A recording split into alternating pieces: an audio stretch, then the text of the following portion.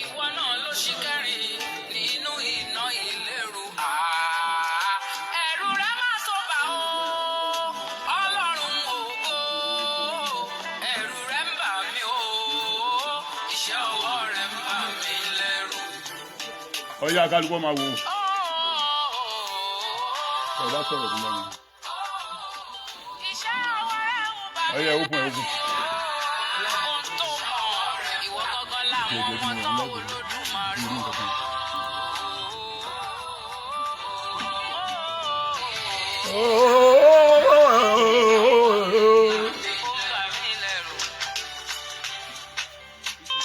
Ìgbà tí Lásárù ṣàìsàn, wọ́n ránṣẹ́ sí ọ.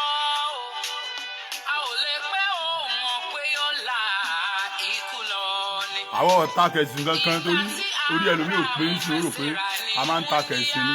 Àwọn máa ń ṣàlàyé ọ̀rọ̀ fáwọn tí ò bá gbàgbọ́ yé. Ẹ gbọ́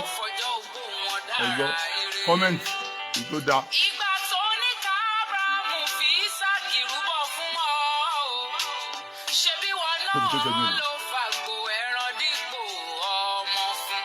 Ìwọ tó jí òkú Lásárù, ìwọ tó fọmọ dárúgbó lọ́lá, ìwọ tó fi Mo kí gbogbo àwọn ọmọ ìyá wa nínú ẹ̀sìn Kìrìsìtẹ́nì.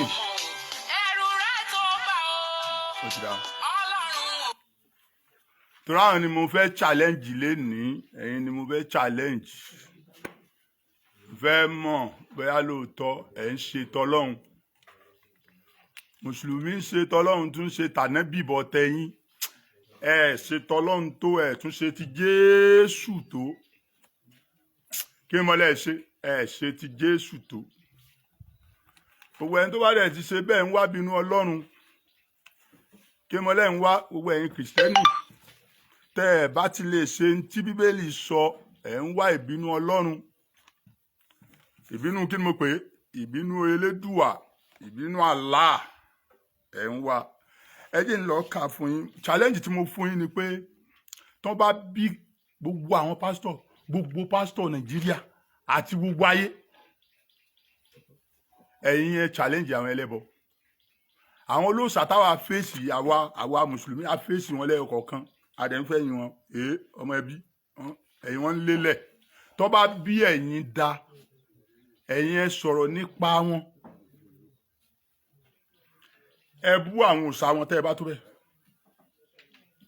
Àṣírí ẹ̀yin tẹ́ ẹ wẹgbẹ́ ògbó nínú àwọn pásítọ̀, àṣírí yín máa tú, ẹ̀yin ẹ wọbẹ̀.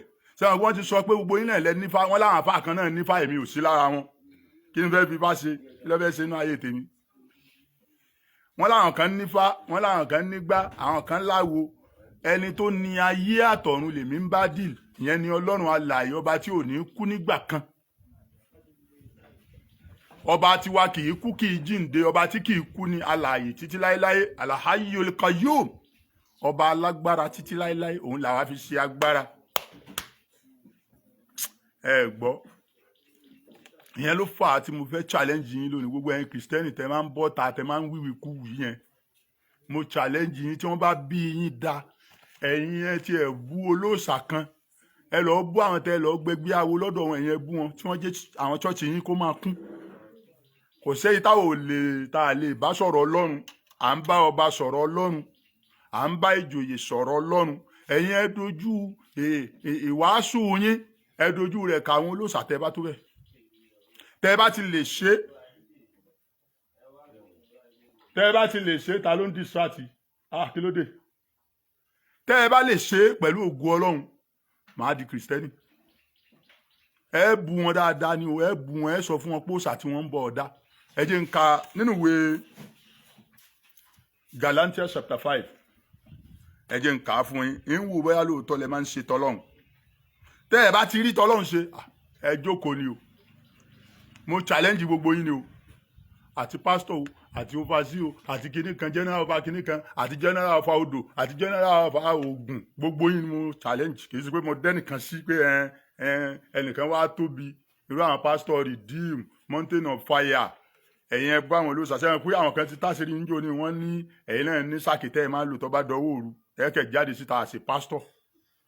Ẹ̀yin tó bá yẹ pé lóòótọ́ lẹ tó bẹ́ẹ̀. ẹ tó bẹ́ẹ̀ ẹ̀yin bú àwọn olóòṣà. Ẹ jẹ́ n ka Bíbélì fún yín nínú ìwé Galatians chapter 5 verse 19 to 21. Ẹ máa gbọ́ o. Ǹjẹ́ àwọn iṣẹ́ ti ara farahàn, àwọn iṣẹ́ tara ó ti farahàn. Ìyẹn ni pé n tí ènìyàn máa ń ṣe, iṣẹ́ tá à ń fi ara báyìí láṣẹ ń ṣe, ó ti farahàn fún gbogbo ayé. Ọlọ́run ti júwe ara rẹ̀ nínú ara wa. Lẹ́yìn náà ńkọ́, tí ń ṣe tìwọ̀nyí, panṣágà, àwọn iṣẹ́ tara nìyẹn, àgbèrè, ìwà èérí, wọ̀bìà, àwọn iṣẹ́ ara nìyẹn. Bọ́dí tẹ́ ò bá ti sẹ́mi inú ara mọ́ ní tí ó mọ̀ ṣe nìyẹn. Tí èèyàn bá ti ní Ọlọ́run tí ò sẹ́mi mímọ́ láre yẹn bíi tirú wa báyìí, àwọn ìwà tí ó máa hù nìyẹn. Ìbọ̀rìṣà, ẹ máa gbọ́ o, oṣó, ìrìnra, ìjà ìlara, ìbínú, aṣọ ìsọtẹ́lẹ̀, àdámọ́, àrankàn, ìpànìyàn, ìmutípara. Ẹ gbọ́, ṣé Bíbélì ó ní àmutí ni ká má mu para? Àwọn ọ̀rọ̀ tí ọ̀dà wà ń bẹ, tí ọ̀dà. Ìrédè òru, ká má jalè, ìrédè òru àti irú wọn ni àwọn ohun tí mo ti wí fún yín tẹ́lẹ̀, gẹ́gẹ́ bí mo ti wí fún yín tẹ́lẹ̀ rí pé àwọn tí ń ṣe nǹkan wọ̀nyí báwọn nì àwọn tí ń ṣe nǹkan báwọn nì kì yóò jogún ìjọba Ọlọ́run. Gbogbo àwọn tí ń ṣe panṣágà, àgbèrè, nígbà tí Bíbélì sọ pé wọn ò ní jogún ìjọba Ọlọ́run, mélòó nu pásítọ̀ ló ṣe wá sí ẹ̀? Gbogbo àfáà ní ń bọ́ sórí social media, wọ́n dẹ̀ sọ gbogbo ẹ̀. Ẹ̀yin èrí kankan sọ ẹ máa pé ẹ̀mí mímọ́ ní darí, ẹ̀mí mímọ́ tálọ́, ẹ̀mí mímọ́ wá darí rẹ̀. Tán bá bí yín da ẹ̀yin bú àwọn olóòṣà àgbàlagbà tẹ́ gba agbára lọ́wọ́ wọn yẹn, ẹ̀yin bú wọn tẹ́ bá àbí kẹ́ sọ̀rọ̀ ń pa wọn, ẹ rí i pé ifá yín wọn kó jáde. Mo ti challenge yín lẹ́nu nìyẹn. Tẹ́ ẹ bá tó bẹ́ẹ̀ gbogbo kìrìsìtẹ́nì ayé ẹ̀yìn kí wulẹ̀ káyà tó pọ̀ ní tí mo fẹ́ sọ nìyẹn. Ẹ̀yin ẹ ṣe wáàsí bú àjẹ́, ẹ ṣe wáàsí bú oṣó, ẹ̀yin ẹ ṣe wáàsí bú lẹ́bọ lóògùn, ẹ ṣe wáàsí báwọn àwọn aláṣìṣe. Tẹ́ ẹ bá lè ṣe, ìgbà náà màá tó gbà yín lọ́gàá. Tí wọ́n tẹ́ ẹ bá ṣe, ẹ má máa jáde mọ́ o. Kẹ́ máa sọ pé Jésù ló mọ́, Ànábì Mùhámádù dọ̀tí, kò sí ní tọ́kàn á pẹ̀lú yẹn. Àtọ́dọ̀tí o, àtọ́ṣegbá o, òun ṣe Ọlọ́run làwọ́ tẹ̀lé, Ànábì Mùhámádù. Eléyìí ó máa jẹ́ challenge fún gbogbo ẹ̀yin kìrìsìtẹ́nì. Tẹ́ ẹ bá tó bẹ́ẹ̀, àwa ń bọ́ ta. Kódà àwọn tí wọ́n láwọn lọ gba sàkì lọ́dọ̀ wọn gan, ẹ̀rù tí ń bà wọ́n, ti lọ fún wọn sàkì wọn. Wọ́n ti lọ fún wọn láṣọ wọn, àti aṣọ wèrè tẹ́yìn gbé kì yẹn. Tẹ́yìn bá tó bẹ́ẹ̀ ẹ̀yin kìrìsìtẹ́nì, gbogbo ẹ̀yin pásítọ̀ ni mo sọ bẹ́ẹ̀ fún. Ẹ̀yin ẹ jáde kẹ́ ẹ bu olórìṣà báwa tí mo sọ tá a máa là mọ́lẹ̀ yẹn. Ẹ̀yin ẹ bọ́ ta. Torí pé ẹ mọ̀ pé kankan náà ní yín ló jẹ́ ẹ wà lẹ́yìn ara yín, àbẹ́ ẹ ṣe kankan náà. Àìmọye chọ́ọ̀chì tó jẹ́ pé yẹn ni wọ́n fi ṣe àgbélébù bẹ̀. Àìmọye chọ́ọ̀chì tó jẹ́ pé àwọ̀rò ni wọ́n lọ ṣe lèrò fi ń wá bẹ̀. Ọ̀yà ṣé ká fún ìjọba láyè kí wọ́n máa hu gbogbo mọ́ṣáláṣí àti chọ́ọ̀chì ká wo bí tá a bá iṣẹ́ búburú. Ọ̀yà ẹ dá mi lóhùn, ṣé ká fún ìjọba láyè? Ṣé tá a bá fún ìjọba láyè ṣe ẹ̀mí yóò sì balẹ̀?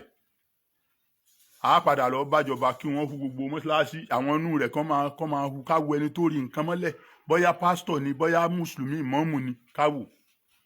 Lóòótọ́ ara wọn náà dandan náà àwa sì ti ń kìlọ̀ fún wọn. Gbogbo pásítọ̀ ni mo challenge. Ẹ̀yin tẹ́ ẹ bá ń wò lọ́wọ́ àtẹ̀yin tẹ́ ẹ tún padà máa wò, mo challenge yín. Tẹ́ ẹ bá tó bẹ́ẹ̀, ẹ bá àwọn olóòṣà wí bá àti ń bá wọn wí. Àwa máa gbá wọn di wáyé, à ń gbá wọn di ṣeré. Tẹ́nìkan bá ṣe rán dandan sí àá gbé wá sórí social media, ẹ̀yin ò tó bẹ́ẹ̀. Tẹ́ ẹ bá dẹ̀ tó bẹ́ẹ̀ yẹ ẹ bẹ̀rẹ̀ lénìí. Assalamu alaikum warahmatullahi wabarakatuh. Ṣókí tí mo fẹ́ sọ náà nìyẹn. Ọ̀kan náà ni ẹ máa lọ ká àwọn tí wọ́n ní kẹ́ ẹ bá wí, àwọn nìyẹn.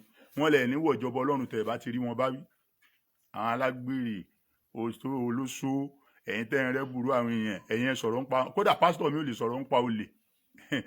Jọ́ kejì ni wọ́n lọ mú sòsáà bíbẹ́. Ó dàbọ̀, mo challenge yìí fún yẹn. Tí ó bá tẹ́ yín lọ́rùn, ẹ dé sìn padà. Kájọ mọ fáǹsù.